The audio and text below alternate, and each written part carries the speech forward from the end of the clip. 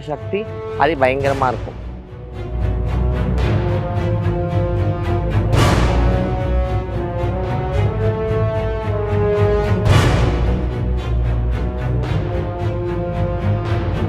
இங்கே அந்த அம்பிகை இருக்கிறதால எப்பவுமே வந்து நம்ம இங்கே சண்டி யாகம் நடந்துகிட்டே இருக்கும்.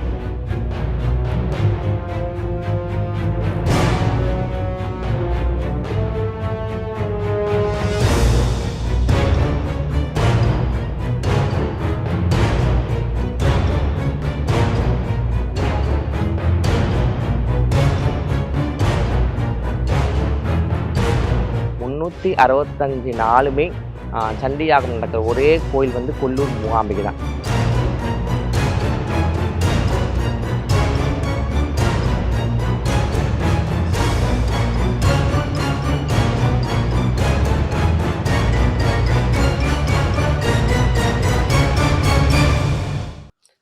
வணக்கம், நான் சாமுண்டி மலாய்க்கா பேசுகிறேன்.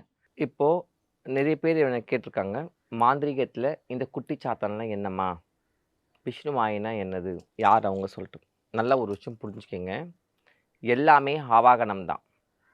ஒரு ஒரு யக்ஷினியாக இருக்கட்டும், ஒரு சாத்தனாக இருக்கட்டும், இல்லை விஷ்ணு மாயை இருக்கணும், இல்லை குட்டி சாத்தானாக இருக்கட்டும், என்ன இது இருந்தாலும் அது ஆவாகனம். ஆவாகனம் என்பது வழிபாடு முறை.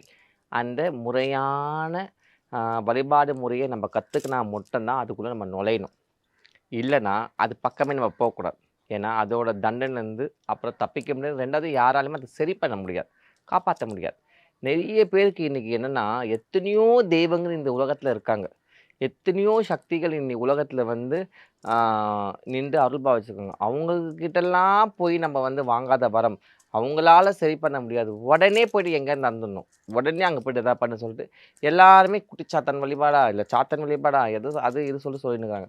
நல்ல ஒரு விஷயம் புரிஞ்சுக்குங்க, குட்டி சாத்தான் வந்து யாருன்னா விஷ்ணு மாயை.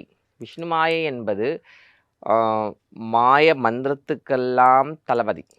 108 சிவகணங்களில் அவரும் ஒருத்தர். ஸோ அந்த விஷ்ணு மாயை யாருன்னா 390 குட்டி சாத்தான்கள், அதாவது இந்த பூ உலகில் 14 லோகத்தில் இருக்கிற 390 குட்டி சாத்தான்களுக்கு தலைவர். அவங்க தெய்வமாக ஏற்றுக்கினாங்க அந்த விஷ்ணு மாயை. அந்த விஷ்ணு மாயை யாருன்னா, கேரளா மாநிலத்தில் ஒரு சம்பவம் நடக்குது. அந்த கூலி வாகை சொல்லிட்டு ஒரு அம்மா, அந்த அம்மா பார்த்தீங்கன்னா கேரளாவில், நம்மளுக்கு தெரியும் கேரளாவில் வந்து அந்த காட்டு வசதி நிறைய மலை பிரதேசங்கள், ஆறு நதி எல்லாமே இருக்கிற இடம். அந்த இடத்துல கூலி வாகை வந்து ஒரு தடவை காலையில் இருக்கும் பொழுது, அப்போ பரமேஸ்வரன் வந்து அந்த பக்கம் போகிறார், உள்ளே தபஸ் பண்ண போகிறார். ஒரு வேடனோட உருவத்தில் அவர் உள்ளே போகிறார். போகும் பொழுது இந்த அம்மாவுக்கு வந்து அவர் மேலே ஈடுபாடாகுது. அவரும் பார்த்துட்டார். அப்போ பார்த்தோன்னே என்ன சொல்கிறாரு, நீ இங்கேயே இரு, நான் போயிட்டு என்னோடய தபஸ் முடிச்சுட்டு வந்துடுறேன் நான் சொல்லிட்டு உள்ளே போயிட்டு வராரு. உள்ளே போயிட்டு வரத்துக்கு முன்னாடி இதை பார்வதி பார்த்துன்னு இருக்கா. சும்மா விடுவாளா, மகாசக்தியாச்சே. உடனே கீழே வரா, வந்து சொல்கிறார் அந்த அந்த கூலி வகைக்கிட்ட, இப்போ வந்தது சாதாரண ஆண்மகன் கிடையாது, வந்தது பரமேஸ்வரன்.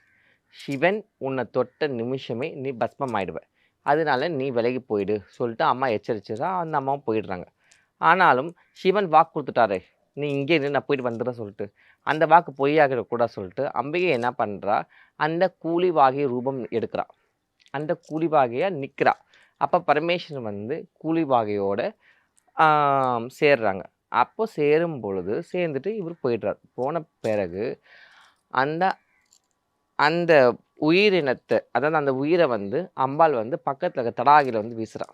வீசும் பொழுது 390 உயிர்கள் ஜீவிக்குது. அதில் முதன்மையான வந்து தான் விஷ்ணு மாயை. அப்போ அந்த விஷ்ணு மாயை தொடர்ந்து இத்தனை பேரும் உயிரிழந்து வராங்க. அப்போ அந்த அம்மாவுக்கு ஒன்றும் புரியல. யார், பார்வதிக்கு புரியும், அந்த அம்மாவுக்கு விஷ்ணு மாயோட தாய்க்கு ஒன்றும் புரியல. இது என்னம்மா இது இத்தனை குழந்தைங்க சொல்லிட்டு. அப்போ அம்மா விளக்குறா, நீ பயப்படாத, இந்த விஷ்ணு மாயைக்கு 8 வயசு வரைக்கும் தான் இந்த பூ உலகத்தில் இருக்கணும், நீ 8 வயசுக்கு மேலே கைலாயத்துக்கு அமுச்சு வச்சிரு சொல்லிட்டு அம்மா மறைஞ்சிடுறா. அப்போ அந்த 8 வயசுக்கு வரைக்கும் அந்த குழந்தைங்கள வந்து அம்மா வந்து பார்க்குறா, விஷ்ணு மாயை நல்லா வளர்க்குறா. 8 வயசு ஆகும் பொழுது கூலி வாக்கி சொல்கிறான், உனக்கு வந்து பெத்த தாய் நான் கிடையாது, உனக்கு நிஜமான தாய் தகப்பன் யாருன்னா பார்வதி பரமேஸ்வரனா சொல்லிட்டு கைலைக்கு அமுச்சு விட்றா. அப்போது கைலைக்கு போகும்பொழுது உங்களுக்கு எல்லாருக்குமே தெரியும், அங்கே நந்தீஸ்வரர் தான் காவல். அப்போ நந்தியர் பகவான் வெளியே நிற்கிறாரு. இவர் உள்ளே போகும்போது, நீ என்ன குழந்தை, நீ எங்கேருந்து வந்த, உனக்கு உள்ள அலோட சொல்லிட்டு மறுத்துடுறாங்க. அப்போ அந்த விஷ்ணு மாயை என்ன பண்ணுறாரு, ஓரமாக நின்று பார்க்குறாரு. பார்க்கும் பொழுது மகாவிஷ்ணு அந்த வழியாக உள்ளே போயிட்டு வராரு. போயிட்டு வந்த கொஞ்ச நேரத்திலேயே இப்போ இந்த குழந்தை யோசிக்குது. அப்போது இந்த ரூபத்தில் போனால் உள்ளே விட்டுடுறாங்க போல சொல்லிட்டு அவர் மகாவிஷ்ணு ரூபம் எடுக்கிறார். அதாவது ஒரு சிறு குழந்தை எந்த ஒரு தபஸ் பண்ணல, எந்த ஒரு ஆற்றல் இல்லை, எந்த ஒரு வரம் வாங்கலை. ஆனால் திடீர்னு இந்த ரூபம் எடுக்கிறாரு. அனுகிரகமாவது உள்ளே போயிட்டார். உள்ளே போனோடனே திருப்பி அந்த பழைய நிலைமைக்கு வந்துடுறார். 8 வயசு குழந்தை குடுகுடுன்னு அந்த படிக்கட்டில் ஏறி சிவன் பார்வதி மடியில் உட்காந்துக்கிறார். நல்லா புரிஞ்சுக்கிங்க. இதில் ஒரு விஷயம் நீங்கள் ரொம்ப யோசிக்க வேண்டியது, ரொம்ப பார்க்க வேண்டியது என்னென்னா, தேவர்கள் கூட மகாவிஷ்ணு ரூபம் எடுக்க முடியாது, பஸ்மம் ஆகிடுவாங்க. ஏன்னா மும்மூர்த்திகளுக்கு அந்த பலம் உண்டு. வரம் கொடுத்தால் மட்டும்தான் அவங்க ரூபத்தை நம்ம எடுக்க முடியும். ஆனால் இந்த குழந்தை எந்த ஒரு வரம் வாங்காமலேயே எடுத்துடுறாரு. ஏன்னா சிவன் பார்வதியால் பெற்றுக்கின குழந்தை இது. அதுக்கு அந்த இயற்கையாகவும் அவளோட சக்தியும் அப்பாவோட சக்தி இருக்கிறதால அந்த அந்த சக்தி அவங்களுக்கு பெருக்கெடுத்து ஓடி இருக்கு. அப்போ அதே மாதிரி சிவனோட அந்த கைலாயில் உட்காந்துருக்கார்ல, கைலாயில் அந்த படிக்கட்டில் ஏற முடியாது யாருமே. அவங்க அனுகிரகம் பண்ணவே மாட்டாங்க. பண்ணுறவங்க மட்டும்தான் காலை வைக்க முடியும். இல்லைன்னா யாராக இருந்தாலும் பஸ்மமாக்கிறாங்க. அதே மாதிரி அந்த படிக்கட்டில் கொடுக்கணும்னு ஏறி போயிட்டு மடியில் உட்காந்துடுறாரு. அப்போ யாருக்கும் ஒன்றும் புரியல. என்ன இது, இந்த குழந்தை வந்தது முதல்ல மகாவிஷ்ணு வந்தது உள்ளே வந்து குழந்தைய மாதிரி உள்ள மடியில் உட்காந்து சொல்லிட்டு அப்புறமா சிவன் பார்வதி என்ன பண்ணுறாங்க, ஆஸ் யூஷுவல் எப்பவுமே போகிற அந்த குழந்தைக்கு கொஞ்சது சாப்பாடு விட்டுறது எல்லாம் பண்ணிட்டு சொல்கிறாங்க, இனிமேல் நீங்கள் இருக்கக்கூடாது, நீ வந்து பூலோகத்துக்கு போய் இந்த மாதிரி பேய் பிசாசு ஏவல் பில்லி சுன்னி போன்ற மாந்திரிக இது குட்டிச்சாத்தங்களாம் நீ தான் தலைவன் சொல்லிட்டு வரம் கொடுக்குறாரு. அப்போ சிவன் என்ன பண்ணுறாரு, 108 கணங்களில் நீயும் ஒரு கணமாக இரு சொல்லிட்டு அனுகிரகம் பண்ணுறாரு. அப்படி வந்தது தான் விஷ்ணு மாயை. நீங்கள் நினைக்கிற மாதிரி விஷ்ணு மாய்கிட்ட போனால் எல்லாம் வந்துடும், இது கிடச்சிரும் அது கிடச்சிரும், ஒரு காலம் கிடைக்காது. விஷ்ணு மாயை வழிபடுறாங்க பார்த்தீங்களா, அந்த வம்ச வழி அவங்க குலதெய்வமாக இருக்குவாங்க, அவங்களுக்கு மட்டும்தான் 100% சக்ஸஸ் கொடுக்கும், சக்ஸஸ் ஆகும். நம்மளாம் கூட போகலாம். இப்போ இங்கே கூட விஷ்ணு மாயை பிரயோகம் இருக்குது. ஆனால் எப்படின்னா அந்த பிரயோகத்தை முறைப்படி நம்ம எடுத்துக்கணும், நடத்தணும். அதுக்கு விஷ்ணு மாயை அனுகிரகம் பண்ணுவான். அப்போ தான் நம்மளுக்கு சக்ஸஸ் கொடுக்கும். இல்லைன்னா நம்மளை தவிடுபடி ஆக்கிடும், ஏண்டா போகணுன்னு ஆகிடும். ஏன் சிலவங்க மரணம் கூட கொடுத்துரும். சரியா? அதனால் தவறான பூஜைகளை ஒரு காலமும் நீங்கள் பண்ணாதீங்க, பண்ணவும் கூடாது. வாழ்க்கையில் நம்ம மேலே வரதுக்கு எத்தனையோ விஷயங்கள் இருக்குது, அதை கற்றுக்குங்க, அதன் மூலிமா மேலே போங்க. அதே மாதிரி யாராவது வீட்டில் இப்போ விஷ்ணு மாயை வச்சுருப்பீங்க, ஐயோ எனக்கு இப்படி ஆயிடுச்சு அப்படின்னு அந்த மாதிரி ஃபஸ்ட்டு நம்ம சொல்லவும் கூடாது, அதுவே மகா பாவம். விஷ்ணு மாயை உங்களுக்கு பிடிச்சிருக்கா, போங்க கேரளாவுக்கு, அந்த கோயிலுக்கு போங்க, காணிக்கை வைங்க, சுவாமியை பார்த்துட்டு வாங்க, உங்களுக்கு பிடிச்சது என்னமோ வேண்டிட்டு வாங்க, சக்ஸஸ் ஆச்சுன்னா திருப்பி போங்க, திருப்பி வச்சுட்டு வாங்க. அந்த தான் பண்ணணுமே தவிர்த்து விஷ்ணு மாயை கொண்டு வந்து வீட்டில் வச்சுக்கிறது, இல்லை காளிஸ் வச்சு வீட்டில் வச்சுக்கிறது, இல்லை அந்த சாத்தனை வச்சுக்கிறது ஒரு காலமும் நடக்காது.